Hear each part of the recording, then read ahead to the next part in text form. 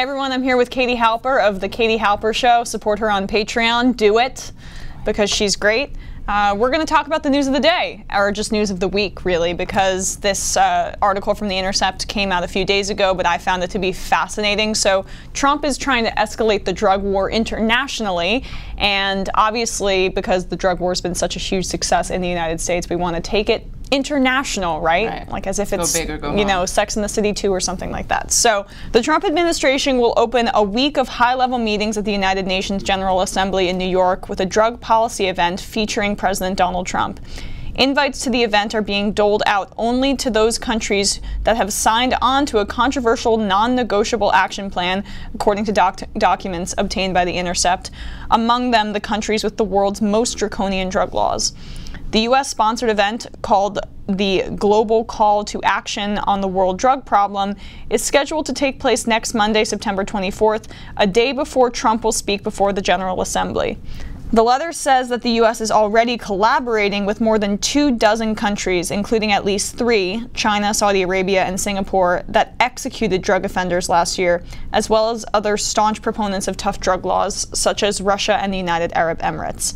Domestically, the Trump administration has veered dramatically back towards punitive narcotics enforcement, even as a growing number of states take steps to liberalize drug policies, such as legalizing marijuana.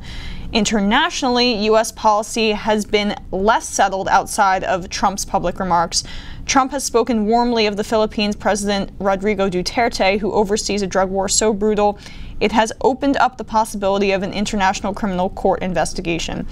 Trump has also repeatedly considered following the path of Singapore in executing drug dealers. Killing drug dealers is a discussion we have to start thinking about, he told a rally in March.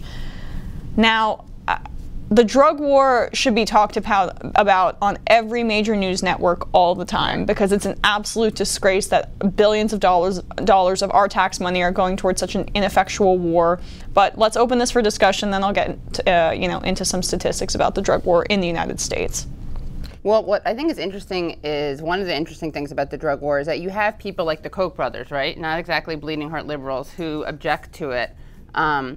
It's not their primary concern. I wish it were. Yeah. But you have lots of libertarians, conservatives, right-wingers of some sorts think that the drug war is bad because it's so costly and because it isn't actually effective, as you said. And of course, people who have hearts and aren't libertarians don't like it because it's ineffective, costly, and also extremely unfair, extremely racist, classist. It is extremely draconian, punitive, and it really ruins the lives of people.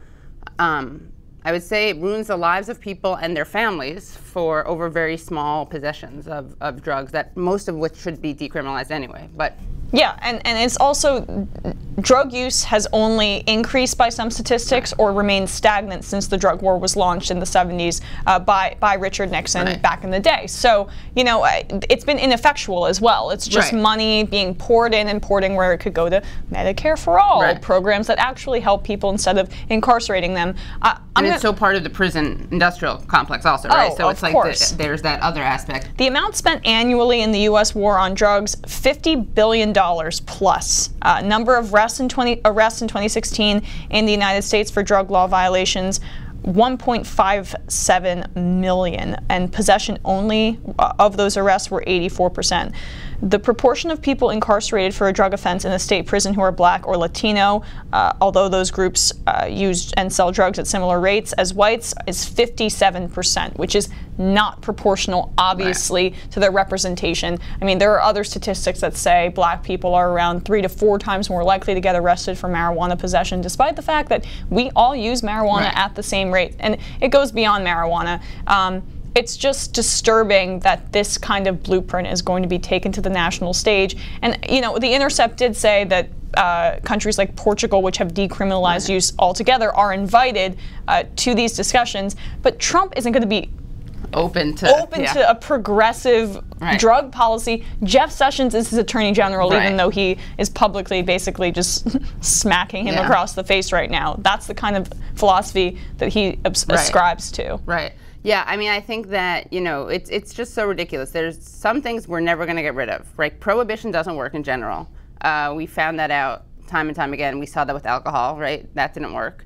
No one's going to stop doing drugs. No one's going to, not no one. The world, we will never get rid of the use of drugs, the use of sex work, and those things should never be. I think harm reduction is the goal, right? That's what that's the goal that everyone should be aspiring towards.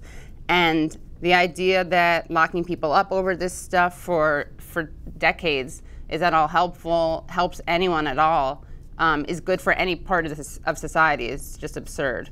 But it's really easy. I think it's very, I think a lot of Trump's vindictive, punitive shtick plays out on criminals. And so the more people you criminalize, the easier it is for you to express that, to do that project. And the irony is that he's very likely a criminal himself. No, when I say criminal, right, of course. I mean, I don't think these people should be considered criminals anyway, but what I mean is that that's kind of a very Trumpian thing to do, right? Is you're hard on, tough on crime. This is the same guy who put out, who wrote in the Daily News that the death penalty should be reinstated when the Central Park Five were convicted. And still hasn't retracted his claims, even though DNA evidence has exonerated them. Right. His view of criminals are black and Latina and, poor, and not like Manafort, who he says is a very good guy, and he feels sorry for his family. Yeah, he actually said he was upset when the city, was it the city or the state, I guess, paid millions of dollars to the Central Park Five, these later exonerated teenagers who had been accused of raping a woman in the 80s in Central Park, a woman jogging. He was upset that they were paid a settlement. God forbid. Yeah. I mean, you get bailed out all the time and went bankrupt multiple times, but God forbid justice is served for people who actually didn't commit a crime. Yeah. So this makes me nervous. The one silver lining is that Donald Trump does not have any credibility on the national stage, and I doubt anyone in the United Nations will listen to him based on his performance. Right.